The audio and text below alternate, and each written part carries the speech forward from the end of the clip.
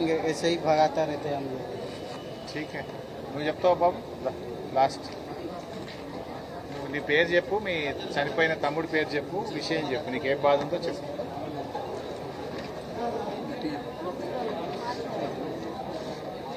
అందరికీ నమస్కారం అండి. గత నెల 30వ తేదీన జరిగిన సెగాచి కంపెనీలో సంభవించిన ఈ పెను ప్రమాదంలో మా తమ్ముడైనటువంటి జి వెంకటేష్ అండి. అతను బాడీ ఎంతవరకు మాకు ఐడెంటిఫై కాలేదండి, ఇంకా మిస్సింగ్ లిస్టులోనే ఉంది. ఇప్పటి వరకు మాకు ఎటువంటి ఆచూకీ కూడా లభించలేదు.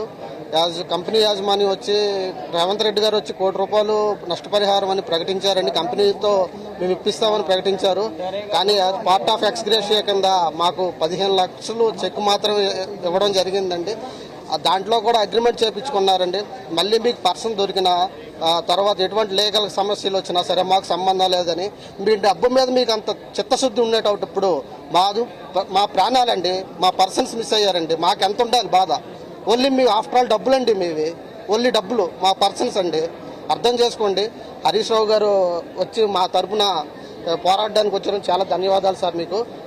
అదేవిధంగా మాకు దాదాపు 4 రోజులు కావస్తుంది. ఇంతవరకు మాకు కంపెనీ యాజమాన్యం నుంచి కానీ ఈవెన్ గవర్నమెంట్ అఫీషియల్స్ నుంచి కానీ ఎటువంటి సమాచారం కూడా లేదండి.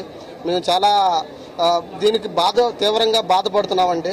ఇప్పటికైనా మాకు కనీసం డెత్ సర్టిఫికేట్ కూడా ఇంతవరకు దాదాపు 4 రోజులు వస్తున్నా సరే ఎప్పుడు వస్తుందో కూడా తెలియని పరిస్థితిలో, అయోమయ స్థితిలో ఉన్నామండి మేము. దయచేసి ఇప్పటికైనా ప్రభుత్వం మేలుకొని ఈ యొక్క కార్యక్రమాన్ని వేగవంతం చేసి అందరికీ మృతులకి క్షతగాత్రులకి తగిన నష్టపరిహారం ఇప్పించవలసిందిగా కోరుచున్నామండి.